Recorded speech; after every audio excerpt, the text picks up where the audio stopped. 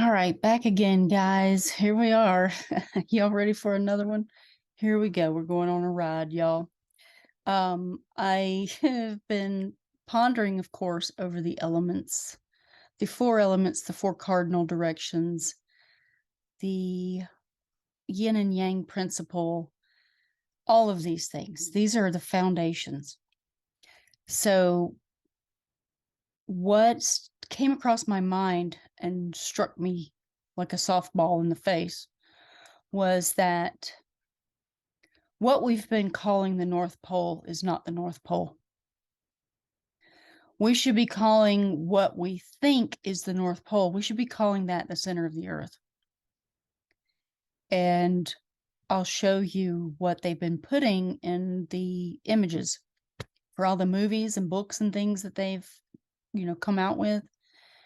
I got to show you some stuff. So the North Pole and the South Pole are the opposites on the map. On a flat Earth map, they're going to be completely opposite at the very top and the very bottom. And then you're going to have the east and west. But then in the middle, you're going to have the center of the Earth. Center of the Earth is Hyperbola. Okay, that's the central point of a conical sphere. It's like the toroid. The center of the toroidal field of energy, the red shift and blue shift. Red shift being the air and fire principle, and the blue shift being the water and earth principle. Oh my gosh, y'all, yeah, you just aren't going to believe this. So, okay, lots of images to go through. So we have many different ones for the journey to the center of the earth. And what they have a common thread on is this idea of putting a central column in the middle of each image. No matter what it is, it's like they have this light that is conical shaped, which is kind of like a reference to spirit, or I imply it to be Polaris, the light of Polaris that shines down to the pivotal point. So in this one, this Jules Verne's Journey to the Center of the Earth with Pat Boone and James Mason, this image is partially a Coptic cross. A Coptic cross is a cross, an equilateral cross that has a circle around the four cardinal directions, basically. And they cross right in the middle or the center of the circle, which in alchemy, the center of the circle is gold. They have a dot in the middle of a circle. And in alchemy, the Coptic cross is earth or terra. Yeah, people, I think we are getting onto something. All right, I'm going to go through some images of this. So, Journey to the Center of the Earth. Let's cover this. Here's another image. A fabulous world below the world. Which world are they referring to? Now, get this. World or world. WHIRLED or WORLD? Which one holds the meaning or the value of the sound frequency? Whirled.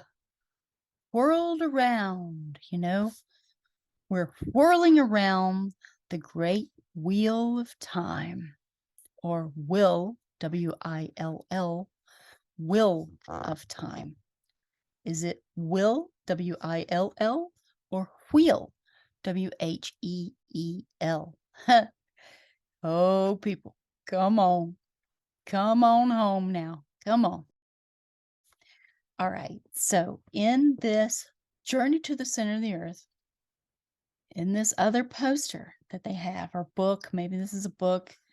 It looks like it's a movie poster. It too has a conical shape that it broadens as it goes up. And as you can see, they imply in this circle design that they began, if you continued this circle, even in a mirror, and had this circumference all the way around this one pivotal point, you would then see that this point meets the center of the circle, and that this white part actually goes up into the atmosphere. Oh my goodness, you guys, you wait until you see what I got for you. Oh my gosh. This hit me, I'm serious, like a softball to the face. Not a baseball, but a softball because it's bigger. So here we go. Next image of Journey to the Center of the Earth. Okay, this one's a little bit more subtle, but you have the light once again beaming down from heaven to the middle of the image, and it depicts the underworlds beneath the rocks with the monsters beneath the earth. And they've got three people in the middle. Father, Son, Holy Spirit. This is that kind of crap, when it's supposed to be Mother, Father, and Holy Spirit. But anyway, we're not going to get into that part. This is all about OMG. They've been putting it in our face once again. Now, I've never saw these movies. I never saw any of these, but it hit me when I was looking at the four cardinal directions, and then I was like, oh my gosh. I remember seeing Mercator's map, and then the Coptic cross, and all these things in alchemy with gold in the middle, and then the Terra alchemical symbol. I'm like, oh my goodness, you guys, journey this to the center of the earth means in the middle of the map. Not to the North Pole. The North Pole, absolutely, maybe there is snow or something, but it's not what we have been told. So I'm going to keep going, showing you these posters, and then I'm going to show you what's next. You're not going to believe it. Here we go. Once again, the light shining down from heaven, basically, down to Journey to the Center of the Earth. Now, this poster is a little bit different, where it doesn't end up in the middle, but the light is closer to the middle. And there's this conical shape, this idea of this conical downward shape, which normally when you have fire or air, it's going to be the upright pyramid. Anyway, let's keep going. There's still more. Here's another poster. Here we go. This whole idea of this downward facing conical pyramid type shape. But in this one, we have some sort of golden chalice or golden something in the very center. And then look at what they're doing here with the words journey to the center of the earth. They are curving, where you have the sphere of Saturn is the blackness here. And then above that would be like the stars in heaven and the firmament. The stars are set in the firmament. And I'll show you what I mean by that.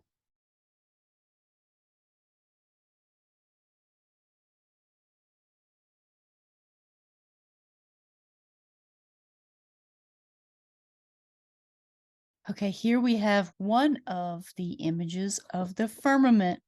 Look at that. Look at how they curve the words, and here's the firmament, and heaven and the realm of God is above that. And then the underworld, of course, is down below. Let's have a look at that image again. Yeah, look at this. Now, I didn't take a screenshot of the whole poster in this one. I'll have to see if I have it in another one. But so here's this image of the flat Earth cosmology. And I have another one that you can look at too. Earth cosmology. Look at this.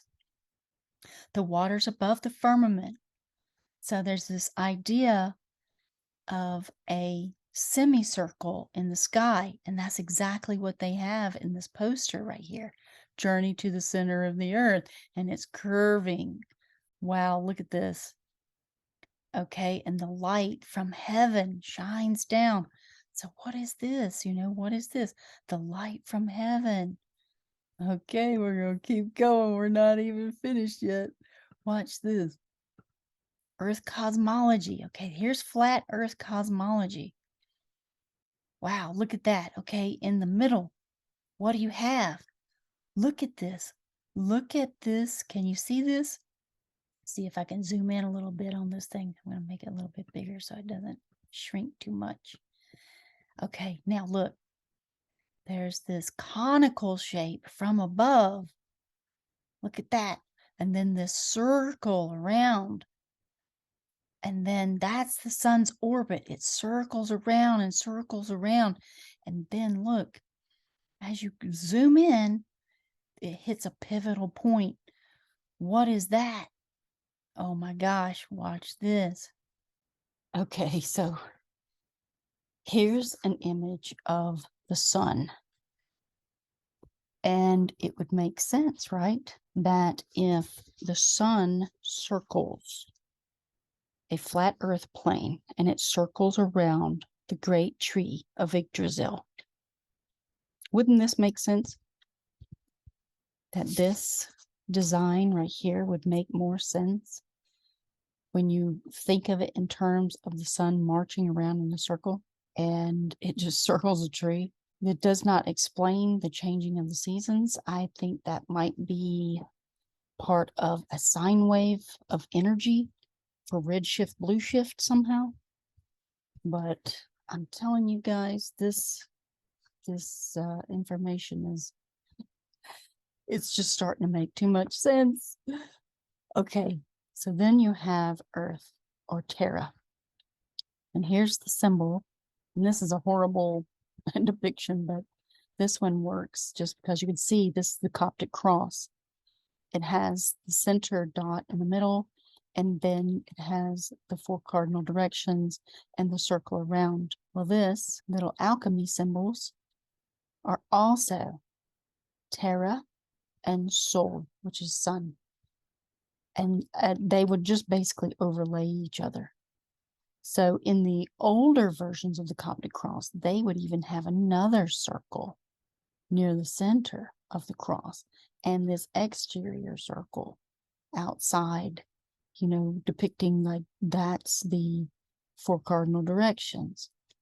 Well, there's so much more to this. I'm telling you, it just gets crazy. So here we go. Here's another little Coptic cross. And this is more in line with probably Beltane and the different pagan traditions. As you can see, it shows the moon cycles. It shows the different directions. It has the eagle of Yggdrasil. It has the deer of Yggdrasil. It has a bear, and it has a rabbit. And, which direction is up, I really don't know. And in the scheme of things, I would tend to believe that the winter would involve water because of the frost, and that spring would involve earth or green because of the greenery that we witness in spring, the life coming back. And that fall would be representative of the air, of the wind, because it used to be that the wind would pick up in the fall. And that summer would be the fire, the heat, and it would be represented with the red. But as I've looked through so many different depictions of what the 4 cardinal directions represent as far as their their element in regards to the 4 elements. It's hard to find one that actually feels like it's right. And, just thinking about what each different season represents, that's where I had to just sort of use my logic. That winter would be cold, it would be blue. Blue is cold, and hot is summer, which is red, red shift, blue shift. Those are complete opposites. And then in between, you would have the air and the earth. And earth, obviously, green would be spring, because spring is when everything turns green. And then the fall, you have the fall leaves and they turn yellow, and it's usually windy, which is an air element. So that's what I sense is absolutely correct, but I have not found one that actually depicts that. So again, going into the different 4 cardinal directions, even in the compasses, we have the north, south, east, west with the Coptic cross, basically, and the centripetal point being the center of the cross. And as you can see, it's like they're telling us, without telling us, that Hyperborea or Hyperbora is right in the middle of this ring. And the North Pole, yeah, that's outside of the ring. But the center of the earth, journey to the center of the earth is on the middle, is the very, very middle. So let's just look at this other journey to the center of the earth. Now this beam is just slightly off center, but again, they're showing these light beams. This one's pointing downwards, which is interesting. This is, I guess, a more recent, maybe in the 80s or 90s version of Journey to the Center of the Earth. And they do, however, use the words in an angular fashion, like the beams of heaven, They're beaming down from above. And then this is just slightly off center with this flashlight that's in the middle. Again, a reference to light, though. Why? Why are they doing this? And then we traverse another movie, The Last Airbender. Of course, I had to look at this because I'm like, okay, Last Airbender, they have fire and water. This is red shift, blue shift. This is the yin and yang principle once again. And the airbender, they have this beam of light coming from heaven into the third eye of Ong or Ong. And again, they're putting it in our face. Like all the other elements are on the outside, and the center is the pivotal point that we need to locate and find. And it is the center of the earth, not the North Pole. The North Pole is going to be something completely different. Another Airbender poster for their movie. Again, we have the 2 opposing forces, red shift, blue shift, water, and then fire. But then they have the beam of light shooting down to the center of all of it, because this is the Star Wars right here. These are the stars who are at war. Oh my goodness, people. We gotta look at this differently. Okay, so I came across some Yggdrasil images as well. Look at this stuff, okay? Oh my goodness. 3 different levels. Right, you have Midgard, you have the underworld, you have the overworld, Asgard. This is what they're referring to when they're talking about the light shining down to the center of the earth. It's Midgard. They're shining down to Midgard from Asgard. And they're showing us in movie posters, but people don't get it. Oh my gosh. I mean, I don't know anybody else that has come up with this. But here we go. Look at this. This is showing the toroidal energy that our world is emitting, basically. So you have the light, which is the yang principle, and you have the yin, which is the dark, energy principle. And it's swirling around in toroidal fields. We are in Midgard, and they have the 4 elements in different places around the world. They have Niflheim, which is the land of frost giants. Jotunheim, this is the land of earth giants. Muspelheim, which is the land of the fire giants. And Vanaheim, which is the land of the gods. They're just the gods, and they, I guess, watch over us or something. So they would be part of the air. So you have water, fire, earth, and air, and they are opposite each other. Now, as you can see, Jotunheim is earth. It says it's to the east, and to the west is the air principle. Now, I don't know if that's correct, but it kind of makes sense. North Pole, where the, supposedly the frost is. And then you have Muspelheim, the fire, to the south.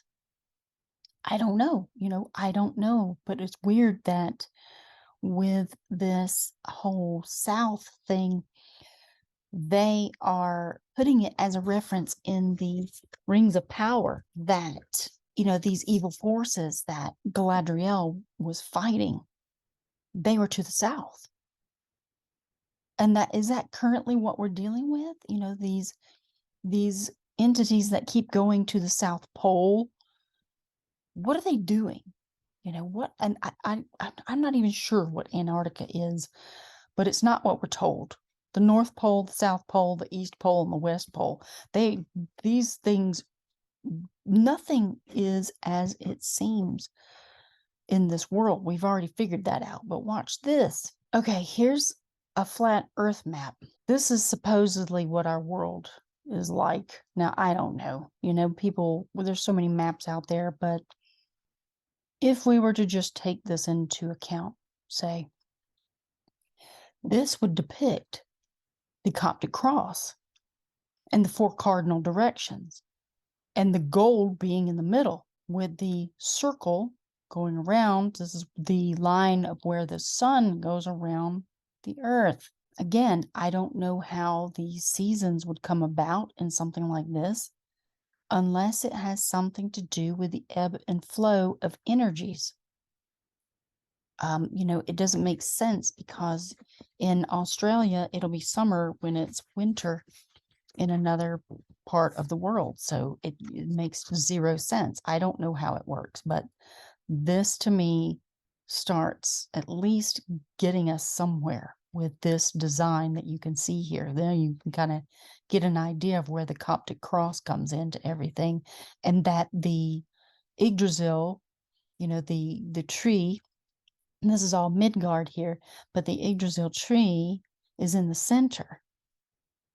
And that's the center of the earth, journey to the center of the earth. Now here we have a compass that also depicts the 360 degrees, but also the gold symbol in the center of it, spot on in the middle. From the 4 cardinal directions to the center is gold, the golden light of the sun. And this is supposedly where the gods live, and that they do not die, that they can live long lives and healthy gardens, all this stuff. I mean, it's supposed to be so beautiful there. The land of the gods is what they say, because I guess whoever goes there, because of the magnetism of this vortex field of energy, it keeps them youthful, and it keeps them very vibrant and alive and happy, thriving, because they are not in this realm where the stars have to fight each other for all these other gods who are out here on these different polarities pulling at us. They're pulling our strings like little puppets. And each god has its rule over us. And they're giants, or I don't even know. Elves, giants, I have no idea what they are, but something is persuading us and pulling us in different directions and making us fight or making us do different things based on the whims of whatever moment happens for this wheel of time. As we go through the constellation cycles, each god has its moment to have its fun with us, and it's ridiculous. So I think we all need to go to the center where we won't be spun around, whirled around, so to speak, because that's what's happening. This is the whirling of the wheel of time. And if you move towards the middle of the wheel, there's less force to be reckoned with. And you can just sit and stand, and it's just like, okay, well, I'm standing in the middle now, like the eye of the hurricane. You can just sit and it's calm and everything's perfect. And there's no torrential chaos going around the wheel or will of time. So this is just another cardinal direction. And I think this one's completely wrong, because the fire and water are always completely opposite. So winter would be blue, not green. This is wrong. And that's what I've found a lot on the internet, is that a lot of these different places where you can go online and look to try to figure out the cardinal elements, as well as, the four directions. It's like, this makes no sense because they confuddle it too much. But if you just think logically in your mind, spring is green, summer would be red because it's hot, it's fire. Fall is yellow because everything starts to die off and it's the air. Remember, it used to get breezy during the fall, but now that they're controlling the weather, we don't even have that. And then the winter, there's usually ice everywhere, which would be water, which would be cold. Cold is always represented by blue. So they're trying to confuse everyone by stirring up the colors, muddying the waters, so to speak. We got to get back to basics. So these are all the Coptic crosses that I came across. And, I just wanted to show y'all some of these designs. I actually saved this one because this one made sense to me. But so this would be the water, the blue would be the water, and this would be the fire. This would be the air, and the black would represent Earth because it's cube shaped and it's Saturn. That's where this comes from. So this is Native American colors, and the Native Americans know that this is pretty much part of their process. So they know, but they use black and white instead of like blue up here at the top. I don't know why the white for water, but it's just what they do. And then Odin's cross is the Coptic cross. This is Coptic. And they're calling this Coptic. I'm like, no, this was always the Coptic cross before. Because I remember seeing images of this, and now they've made it into this, flowery looking thing. And I'm like, no, that's not the Coptic cross. The Coptic cross is more like this. And they're saying this is Presbyterian, but I'm telling you, okay, so here's another thing that I said was interesting. When you have a cross like this, where one of the different directions is extended out in a longer manner, I believe it's pointing towards the direction of the influence, or in a nod or honor to the southernmost area. This would be the South Pole. And when you have one that's extended outward towards the north, that would be influenced by the North Pole. So when people see the upside down cross, or they see this cross, they think, oh, this is the holy cross. No, no, no, no, no, no. That is not how it ever was in the past. They always used symbolism as a language, and we need to get back to that language. But the reason why I state this with this extension going down and pointing towards, where that greatest influence is coming from at any given moment, and that is why they use the cross during that time span, is because they are being allowed to be the rulers of that particular age. Now, let me show you what I found with this, and this is what got me thinking about it, was the flag symbolism. Okay, so when I came across these flags and all the symbolism that's here, it's all part of alchemy and the four elements, basically. This is the four elements and what each country represents, basically. I'm assuming all the green, represents earth and air and fire. And you can see that fires start to take over everything, but there's still some places that have blue. But what got me looking and questioning, I was like, wait a minute. Why do some of these flags have this extended cross to the east, And that's kind of what got me thinking.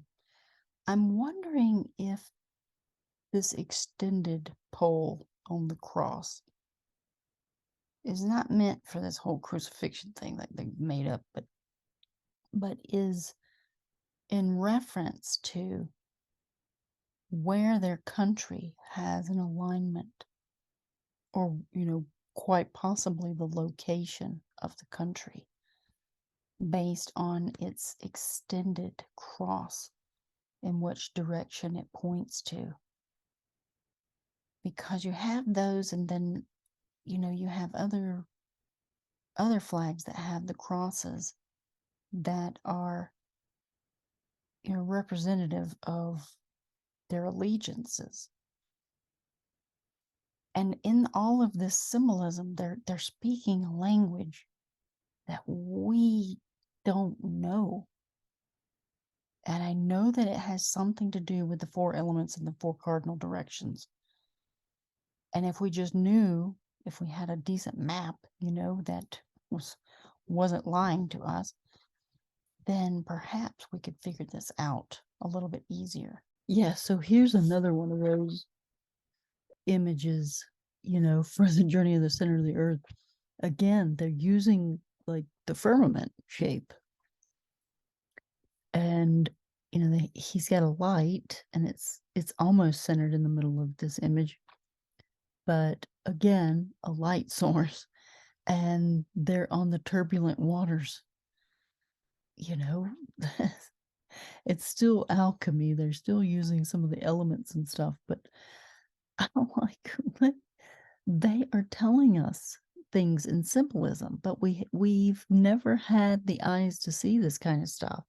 And now, gaining the eyes to see, you get the glasses, you get the language, and you can start reading the script. And it's like, what? Okay. What all are they telling us? This is insanity.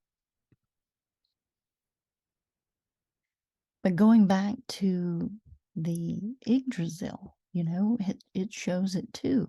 The Hyperbola, where you have Asgard above, the light realm, and then hell below, the dark realm. And then we are in the middle, in Middle Earth, in Midgard.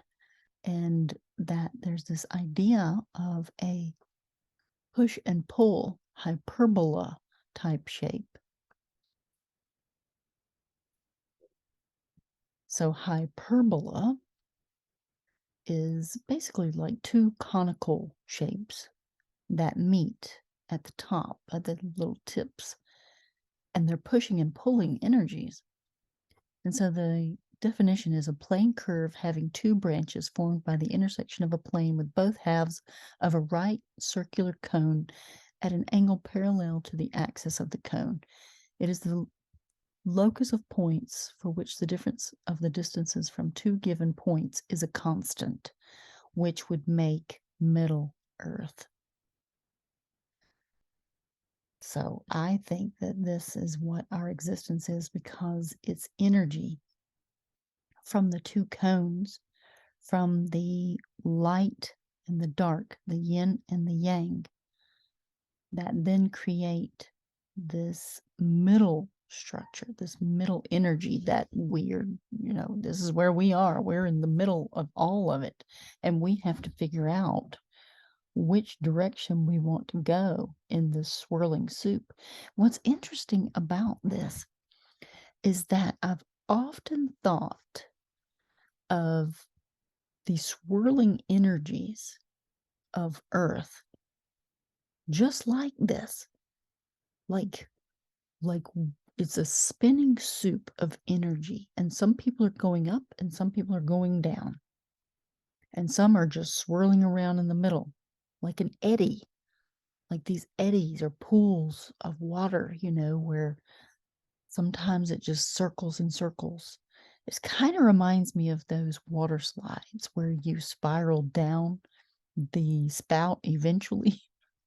Something like that was kind of would always come to my mind as to, when I pondered over the energies of the earth and how people are just going around in cycles of energy in a vortex field, because they just seem to be recycling and recycling and recycling instead of either moving forward, progressing forward towards the light, or progressing downwards towards the darkness. So it was always kind of interesting. And now that I see it, I'm like, oh my gosh. So my entire model of what I've often thought of as earth energy is spot on. Like we're in this middle plane where we're swirling around in eddies of energy until we actually grasp a current, or a stream of consciousness where we go, oh my gosh, what is this? We come into our awakening, and then we start spiraling faster and faster towards the center, and that center is going to then blast us up and out of this level into the next level. So it'll be very interesting to see all that happen. So here we have a little depiction of what our world is sort of about. And really, the way I guess you could look at this is that the light realm and the dark realm are always pulling us in particular directions, depending on our choices of free will. And your consciousness is the thing that will nudge you in a particular direction.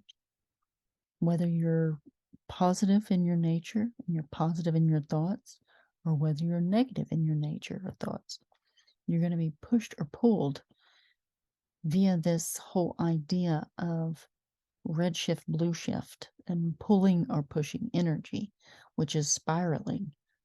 The counterclockwise pushes out and the clockwise brings in. So that's always going to be that redshift, blue shift notion of things.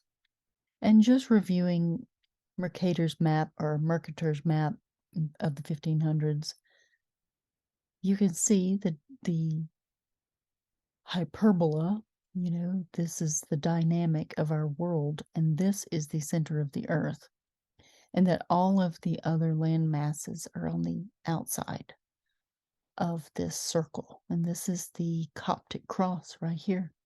The four rivers make up the four cardinal directions. And in the center is Mount Meru, of course, which would be hitting the golden spot. The symbol for gold is right here, because supposedly they never experience winter or fall. It's almost like it's almost spring there. It's always beautiful and it's always warm, and they never have to worry about anything. They don't die, and they just live forever because they've found gold. This is the golden realm right here. That's why gold is so highly sought after. It's like it resembles not only the sun, but it's representative of this region of our world. And I believe gold to be very significant, quite possibly the blood of angels, or what these people would be deemed as angels, these people who live forever. They can probably die if you were to, you know, go and kill them, but they don't die as we do, a death of natural causes of old age. They just don't age, is what I've heard. I've been reading all kinds of stuff and looking up information, and whether it's true or not, I don't know. I guess this remains to be seen. But this is the land of the angels right here, and they are at the base of this great tree, which I guess they can ascend if they wish, or perhaps they're just here for doing messages. I don't know. I don't know how it works, but it's a fascinating thing to think about. And here's just another little idea for people to ponder. I just happened to come across this design of the four elements placed on top of one another. And again, this represents the hyperbola, but it's also representative of the DNA. I was like, oh my gosh, that looks like a DNA strand. And what do you know? I mean, could it be? It's the four elements, which is us. So why not? Fascinating stuff. So, this whole idea of the Cross of Malta,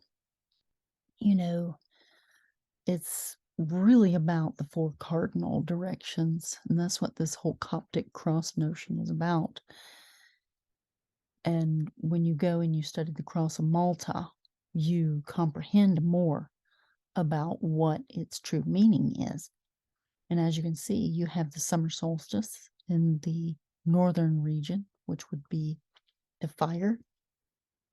The autumn would be to the east, which would be represented by yellow. Winter would be the water, and it would be blue, and it's represented as the southernmost cross. And that honestly would speak to me that this is like, in reference to the underworld as well, being cold and dark, because that's what the yin principle is. And then over here, you have the bull to the west, which is represented by Taurus, the bull, and that represents the spring, which is kind of interesting. Like, why would that be representative of the spring? It's usually Leo, the lion, and well, I guess Leo is summer, but spring, Taurus, is part of the golden age. So gold spring, I guess. Anyway, yeah, so this whole concept of man being crucified on the cross, it's not Jesus crucified on the cross, it's man being crucified on the cross. It has everything to do with being crucified on this idea of the cross of Malta, being crucified on all of these different seasonal time periods, and the passing of time. We're being crucified. It is us, not just Jesus. And as you can see in this image of Jesus, he's almost feminine in nature to represent being crucified in this manner, because we have to be recycled and reincarnated time and again, and then it doesn't stop until we actually get what this world is about and come into our awareness. It's all about self-awareness, and then making a free will choice to choose light or dark, whether we want to go up or down in our consciousness. And this is why there's like this soul collection in both realms of light and dark. They're just here to try to reach out to their team members, basically. So this image is actually the 9 worlds of Yggdrasil. And as you can see, it represents somewhat of the tree, the Kabbalistic tree of life. But in the center, it shows the Metatron cube. The Metatron cube is in the middle of the Hyperbola. And that is where Earth and Saturn create time and space for us to have this experience. So Saturn is the lower realm. And obviously the light realm is the realm of what we call heaven or Asgard. And they cross over. And at their crossing point is the Visca Pisces, I guess, where we are. But it's the center of the Hyperbola. And together, they create this time and space for us to have this earthly experience. And at some point within the next 2.5 cycles around the wheel of time, this world will be no more. It's going to end. We're supposed to be in the 5th root race period right now, going around the Great Wheel again. And we have 2 more cycles around the Great Wheel of 26,000 years each before this world is done. Because 7 cycles means seven planets. Everything's in sevens. We have 7 days of the week, 7 planets, 7 cycles, of time, the Great Wheel. Really interesting things to really ponder about. And here we have another image of the flat Earth dome. And just to give you another perspective of, how our realm truly is, we've got to start just rethinking everything, remaining open to more information as it comes along. And so lastly, I came across this image, and it's a little hard to read, but it is the 2 images of Yggdrasil. And I don't remember where I found this. It was on some website. And it says the application of the EPEMC can also, of course, be used to draw up reasonable objective comparison of religious systems, pros and cons, and to unite mankind not via legislation, not via warfare, not via subjugation of any sort, but via common ancestry, a shared story, and of course, a newer, improved religion that accounts for all the main facts while enabling spiritual interpretation. It would solve the conundrum of the one versus many gods of the Messiah phenomena and enable a proper interpretation of heaven, universe, and energy and forces, and earth, matter within it, and of the Taiji, yin and yang, polar configuration, and many mysteries without threatening identities or causing cultural strife. Yggdrasil, a motif preserved from oral tradition during Jovian time, 9 spheres realms, the moon verified by Chinese 10 suns. Interesting stuff. And now I'll get to what truly started it all. I started down this trail of this hyperbola and thinking about the North Pole. And it hit me that it wasn't the North Pole that we were actually talking about, that we think that it's actually the center of the earth is what we should be calling that place. That's where Mount Meru rests.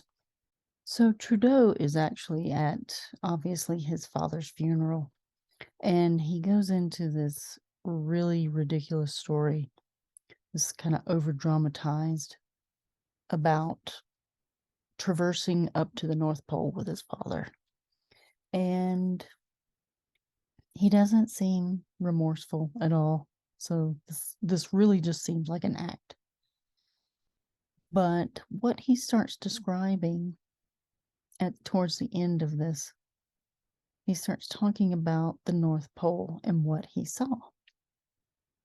And the person who made the video actually shows an image of what he's truly talking about. So watch this. I was about 6 years old when I went on my first official trip. I was going with my father and my grandpa Sinclair up to the North Pole. It was a very glamorous destination. But the best thing about it is that I was going to be spending lots of time with my dad. Because in Ottawa, he just worked so hard. He actually almost seems like a crisis actor. Like a paid, hired shill to act like he's part of this whole thing. Just seems staged. He talks about all this, and I'm just going to skip to the end. We drove slowly through and past the buildings, all of them.